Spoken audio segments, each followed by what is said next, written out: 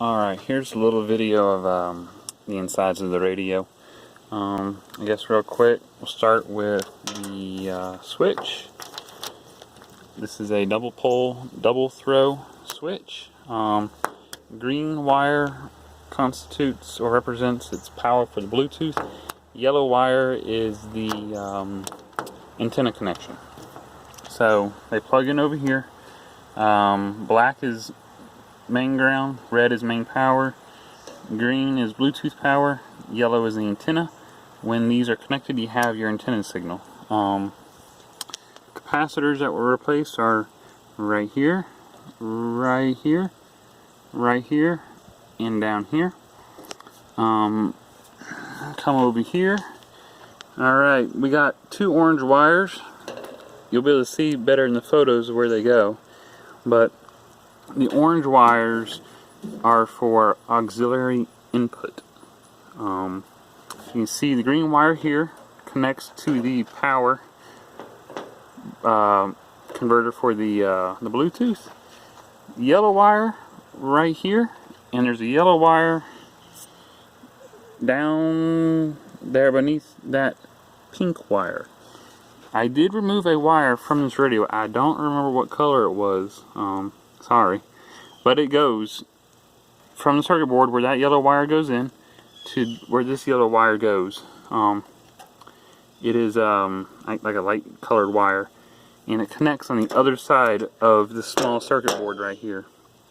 I removed that, and two antenna wires, so basically the antenna is disconnected until these close, and they close when you flip this switch.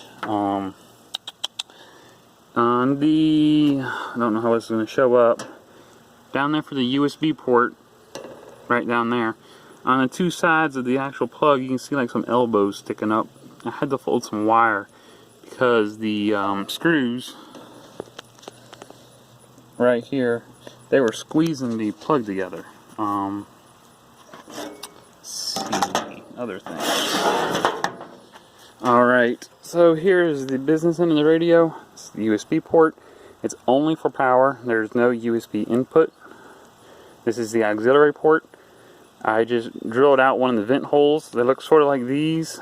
I just drilled it out to fit that. I drilled out a few holes to fit the port. And then in one of the existing holes, vent holes, I put in a rubber grommet to run my wires through. This is the ground noise isolator. I just zip tied it through some vent holes, and I have a little. It comes with a little plug here, and you just run it from here to here, and then you just plug in the auxiliary input for the Bluetooth to the back. Let's see. Oh, real quick, this is important. Okay, I went ahead and replaced my positive wire. Resoldered it to this copper pad, and I grounded everything inside by soldering to the case, because the power brick for the Bluetooth needs to be grounded, and obviously the radio, it's good to have a wired ground, and so I just ran them to the same spot, so I only have one ground wire to plug in, and it automatically grounds everything. What else? What else? I think that's about it. Like I said, I only removed one wire. Here, let me go around to the back. I'll visualize everything.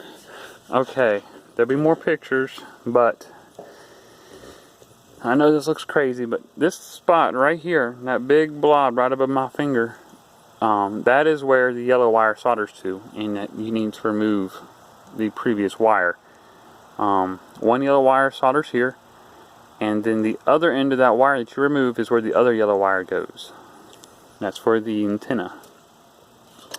These two right here, that is for the smaller capacitor. I'll give all the values later on. I don't remember them off the top of my head. This is where the other capacitor goes. These two right here, like I said, I'll give the values later. And then these four posts right here, and then there's a big one right above it. This is a 2-in-1 capacitor. and I didn't know about these, and someone who knows a lot more about radios taught me about them. But basically, you should replace it too. And these outside 3 prongs, these big holes right here, are the grounding posts. And so you put the positive of the capacitors on these 2 middle ones and ground it to any one of these out here. It doesn't matter which one. And let me show you what it looks like from the other side. Alright. Okay, so you got that one right here, that little guy. Then you got, this is a double capacitor setup right here.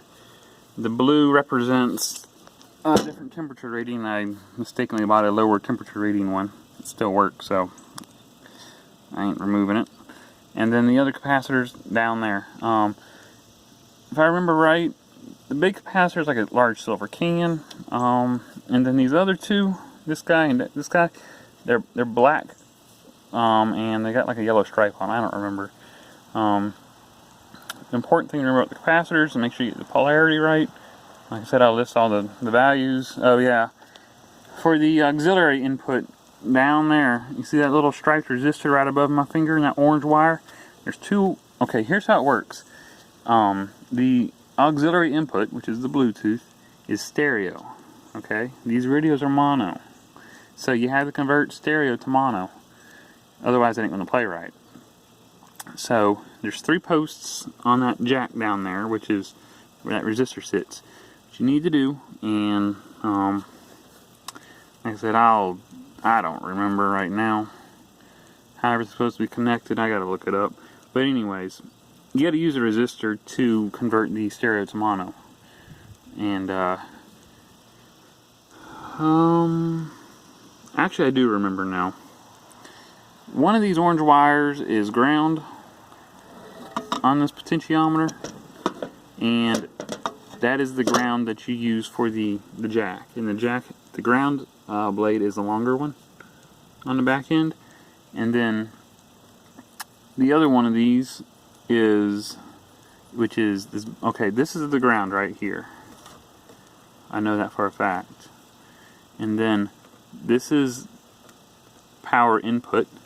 And then you jump it with the other power of the jack, that resistor. There's a an Instructables link that explains it probably way better than I am. I'm probably confusing everybody. But anyways, that's how you convert stereo input to mono output. Is you, instead of having basically this orange wire right there and the resistor where that is, if you had 2 wires come off, that'd be left and right output for your input for your music.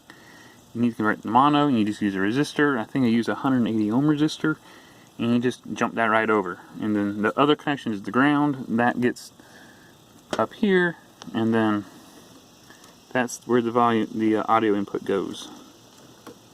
Right there. And if you notice, it actually shares the same contact as the antenna, which is why you have to disconnect your antenna, these yellow wires, when you're playing Bluetooth. Otherwise we'll be playing Bluetooth and the radio at the same time, because you can see they share the same that dark green is the same contact. So like I said, I got pictures, and I'm sure this is confusing, but I hope it helps. I don't have any before pictures, so sorry. I'll answer questions if you got any. So alright.